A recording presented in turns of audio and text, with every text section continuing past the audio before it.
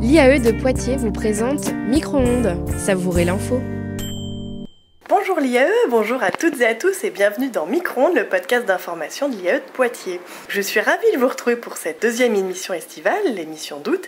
J'ai une invitée avec moi aujourd'hui, Anaïs Carou, qui était étudiante en M1 SMC cette année, qui va être coprésidente d'une nouvelle association dont on va vous parler un petit peu plus tard. Bonjour Anaïs. Bonjour Hélène. Alors au sommaire de cette émission, les infos bouillantes, les dernières activités de l'IAE, puis la grillade du jour où nous intéresserons aux différentes associations de l'IAE de Poitiers. Je vous présenterai ensuite dans Que faire après la bronzette mes idées de sortie culturelle pour le mois d'août. Dans le bon cocktail, nous aurons quelques conseils pour bien préparer la rentrée. Et enfin, je mettrai mon grain de sable sur le covoiturage. Et donc comme annoncé, je commence tout de suite avec les infos bouillantes, les dernières activités de l'IAE de Poitiers. La rentrée approchant à grands pas, je vous rappelle les dates de réunion de rentrée. Donc les masters deuxième année, il s'agira du lundi 9 septembre au matin. Pour les masters première année, le lundi 9 septembre également, mais l'après-midi. Et enfin, les licences troisième année, ce sera le mardi 10 septembre au matin. Et bien sûr, le début des cours s'effectuera pour tous les étudiants à partir du lundi 16 septembre. Et on reste dans une actualité de rentrée un petit peu plus gastronomique puisque je vous annonce l'arrivée de micro-ondes dans les cafétérias de l'IAE dès la rentrée. Alors micro-ondes non pas l'émission, mais bien sûr l'objet, il y aura 2 micro-ondes qui seront à votre disposition dès septembre. Alors durant toute l'année scolaire, plus besoin de courir acheter des pizzas ou des sandwichs à la pause méridienne, mais vous pourrez tout simplement apporter vos petits plats et les déguster dans les cafétérias.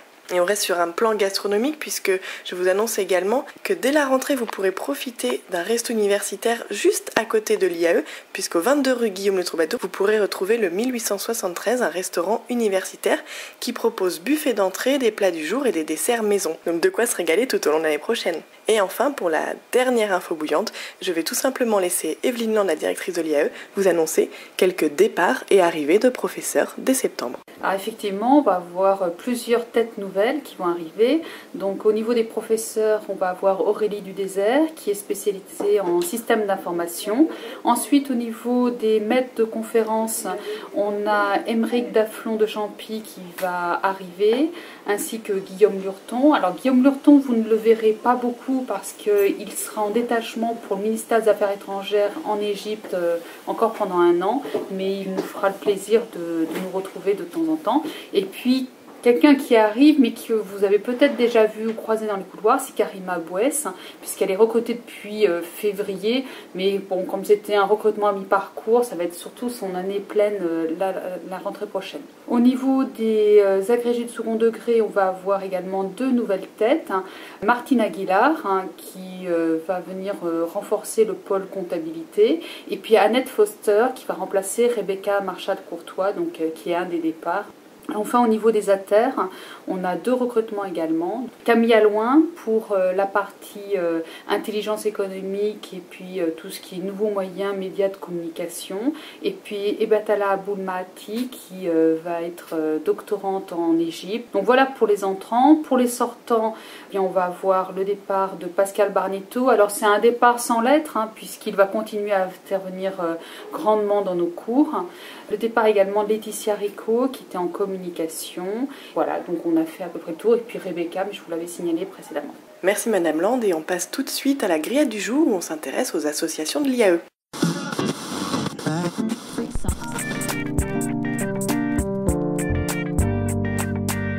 La grillade du jour.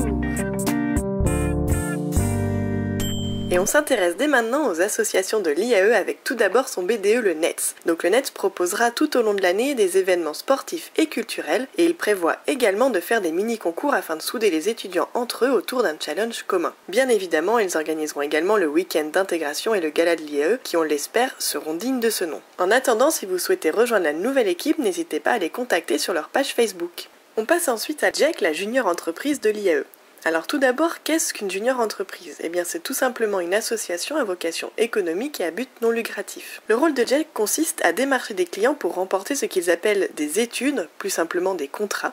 Et lorsque ces études sont remportées, ils recrutent des étudiants en fonction de leurs compétences et de la mission à effectuer. Donc les domaines de compétences de GEC, tout simplement les domaines de compétences de l'IAE. Donc bien sûr la communication et l'intelligence économique, mais également le marketing, le management, la trésorerie et les finances. Alors si vous souhaitez faire partie de la junior entreprise, eh bien vous pouvez tout simplement les contacter sur leur site internet ou à travers leur page Facebook, mais nous en saurons plus dès la rentrée. Et surtout l'année prochaine, la GEC fêtera ses 10 ans. Nous nous attendons à de nombreuses surprises. Nous nous intéressons maintenant à CELI. Ce projet a pour but de faire découvrir l'intelligence économique et ses enjeux aux étudiants, mais aussi aux acteurs de l'économie du Poitou-Charentes. Les missions au sein de CELI se répartissent en 3 pôles. Le pôle action tout d'abord pour mener des missions auprès des entreprises de la Vienne ou du Poitou-Charentes, puis le pôle communication pour diffuser le message de CELI, créer des supports de communication à alimenter les sites et les réseaux sociaux, et enfin le pôle veille pour réaliser des missions auprès de l'IAE et des formations qu'il propose. L'année prochaine s'annonce une année de changement pour CELI, en effet elle va d'abord devenir une association et 4 nouveaux projets vont démarrer dès septembre et rythmer l'année de cette association. Alors si vous vous intéressez à l'intelligence économique, n'hésitez pas à les contacter via le site celi.fr ou les réseaux sociaux. Alors on continue le tour des assos de l'IAE et donc là je suis en compagnie de Léa qui est à Empreinte, donc Empreinte l'association culturelle de l'IAE. Est-ce que tu peux nous dévoiler un petit peu ce que vous nous préparez pour l'année prochaine? Oui, je peux vous dire certaines choses en gardant un peu de surprise. On va pas trop en dire. C'est ça. Donc là on est notamment sur 2 gros projets du début d'année dans le cadre de la semaine d'étudiantes. On prépare une exposition et un concert, donc le concert de la semaine d'étudiantes qui se passera sur la place du marché. Donc le concert ce sera Pulsation Pictave 2 et on est content de notre programmation. Après je ne vous dévoilerai pas tous les groupes, à savoir qu'il y a quand même une tête d'affiche qui sera là. Et sans trop en dévoiler, je suis un peu dans la confidence et je peux dire que le Jardin électrique va être très jaloux de votre programmation. Il paraît que nous avons un groupe sur lequel ils avaient des vues. Et ben merci beaucoup d'avoir répondu à mes questions. Mais merci à toi d'avoir porté de l'attention à Empreinte. Et on se retrouve l'année prochaine. Ça marche. Alors on va maintenant s'intéresser au jardin électrique. Je suis avec Mélissa qui en fait partie donc depuis l'année dernière puisque le jardin électrique est une toute nouvelle asso qui a été créée cette année en fait. Oui voilà, en 2012, l'été dernier exactement. Enfin c'était en fait il y a un an. Il y a un an pile poil, l'association se crée. D'accord, et donc justement est-ce que tu peux nous dire un petit peu plus ce que c'est le jardin électrique? Donc en fait l'objectif au tout début c'était de créer un festival à Poitiers. Donc l'idée c'est un temps fort en mars, donc au printemps pareil. Donc, normalement ce serait les 14 et 15 mars. Et donc avec ça on veut aussi faire d'autres soirées. C'est en cours de préparation, donc je peux pas en dire trop pour l'instant. Forcément. Je sais déjà qu'il y aura quelque chose normalement en octobre. Donc, la réflexion est entamée et donc plusieurs dates tout au long de l'année. Voilà, on se retrouvera à la rentrée. Donc on note bien 14 et 15 mars sur son agenda. On reviendra vers vous certainement à la rentrée pour avoir de plus amples informations. D'accord, merci. Merci Mélissa.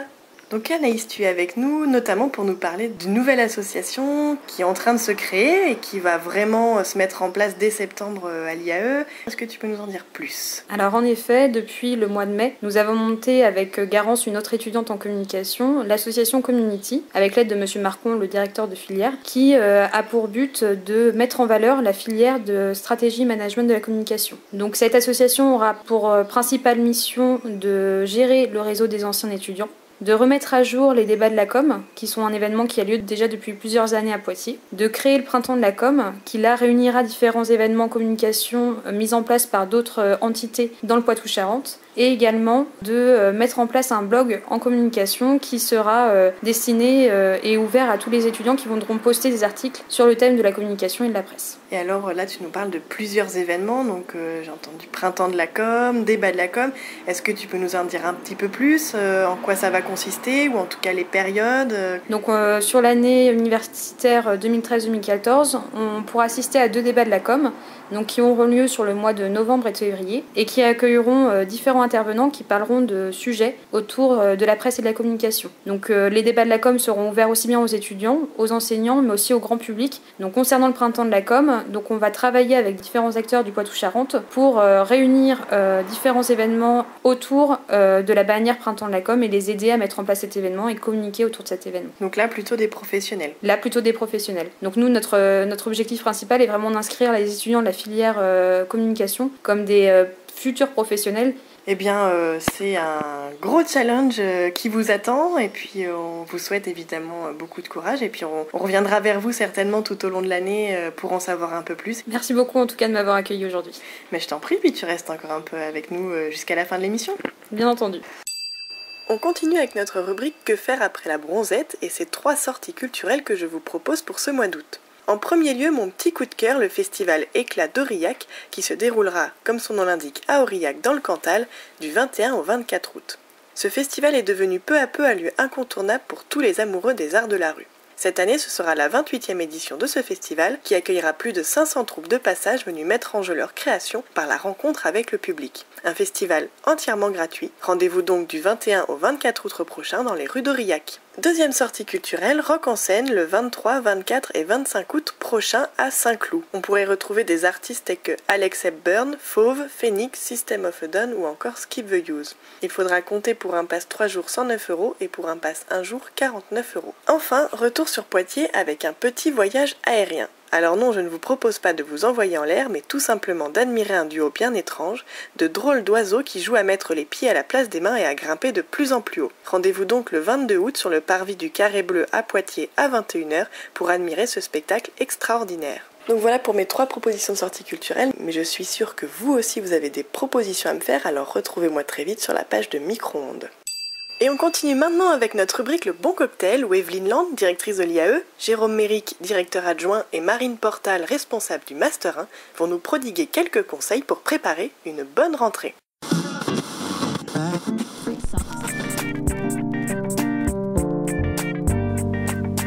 Quel est le bon cocktail ? Bonjour Madame Land, je suis ravie de vous retrouver pour cette émission d'août. Donc c'est bientôt la rentrée. Est-ce que vous, en tant que directrice de l'IAE, vous avez peut-être un petit conseil à leur adresser pour bien préparer leur rentrée, pour s'apprêter à affronter l'IAE ? Alors on est au mois d'août, alors je dirais qu'au mois d'août, si on commence à dire on va affronter la rentrée, c'est un petit peu dur. Je leur dirais déjà de se reposer parce que c'est important les vacances et que c'est fait quand même pour ça. Il faut en profiter avant de reprendre les études. Et donc, nous avons avec nous 2 autres intervenants. Est-ce que vous avez un petit conseil également pour les étudiants ? La pause estivale est peut-être l'occasion pour certains étudiants de réfléchir à leur projet professionnel et d'aborder l'année prochaine avec une idée un petit peu plus précise de ce qu'ils voudront faire dans le futur. C'est peut-être ça qui va guider aussi leur recherche de stage. Alors certains d'entre eux s'y sont déjà mis, mais parfois les étudiants s'y mettent tard. Peut-être mûrir son projet professionnel, mesurer ses ambitions et essayer de construire un projet à la hauteur de ses ambitions. Voilà le conseil que je pourrais leur donner, tout en leur souhaitant bien sûr un excellent repos. C'est un très bon conseil. Et donc s'y prendre assez tôt pour les stages, dès la rentrée finalement. Absolument. Et vous ? Dans la même lignée que le conseil précédent, c'est peut-être d'anticiper l'année à venir en regardant sur les maquettes, sur le site internet, l'organisation de l'année avec le stage bien sûr, également les périodes d'examen. Bon, ils auront évidemment toutes les informations à la rentrée, mais ils peuvent d'ores et déjà l'anticiper pour s'organiser au mieux dans la recherche de stage. Également penser en regardant sur le site internet aux différentes associations de l'IAE dans lesquelles ils peuvent travailler et s'investir, des associations festives comme le BDE, des associations culturelles, des associations professionnelles comme la Junior, donc tout cela peut se préparer, ils peuvent donc s'informer pour poser les bonnes questions et se mettre dedans dès la rentrée au travers ces associations. Je vous remercie de votre intervention et je vous souhaite moi aussi un bon repos et vous aussi vous préparez une bonne rentrée pour accueillir ces étudiants. Merci beaucoup. Au revoir. Au revoir. Au revoir. Merci encore à Evelyne Land, Jérôme Méric et Marine Portal de nous avoir prodigué ces précieux conseils. Mais dis-moi Anaïs, toi qui es également étudiante à l'IAE, est-ce que tu n'aurais pas un petit conseil à adresser aux futurs étudiants ? Alors je suis assez d'accord avec Madame Land, donc surtout reposez-vous au mois d'août, parce que l'année est souvent très chargée, elle est assez longue vu que les stages peuvent durer jusqu'à fin juin, fin juillet. Donc prenez bien le temps de vous reposer et de préparer cette rentrée en forme. Merci Anaïs, et donc vous avez bien entendu, on retiendra évidemment le conseil de bien se reposer au mois d'août et je suis sûre que vous ne manquerez pas de l'appliquer. Et donc pour terminer cette émission, ma rubrique Grain de sable. Pour août, je me suis intéressée au covoiturage. Dans une de nos émissions, Thibaut et Géraud avaient déjà évoqué le problème de parking à proximité de l'IAE. Et finalement, je me dis quel moyen de transport on a pour arriver à l'IAE ? Tout simplement à pied, en vélo, les transports en commun ou la voiture. Et justement, en ce qui concerne la voiture, puisqu'il y a des problèmes de parking, eh bien pourquoi ne pas songer au covoiturage ? En plus d'être une méthode qui va préserver l'environnement, elle va vous permettre, vous les étudiants, de faire un petit peu d'économie, puisqu'évidemment ça vous permet de diviser les coûts coût à la fois de l'essence mais aussi du parc-mètre.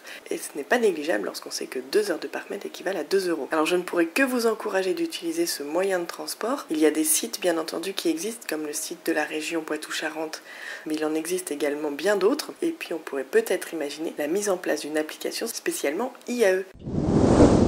Bien, merci Anaïs d'avoir été avec nous tout au long de cette émission. Merci Hélène. Et puis chers auditeurs, on se revoit très bientôt, enfin on se revoit en tout cas, on s'écoute très bientôt pour la prochaine émission de la rentrée. D'ici là, restez bien connectés sur la page Facebook et je vous dis à bientôt.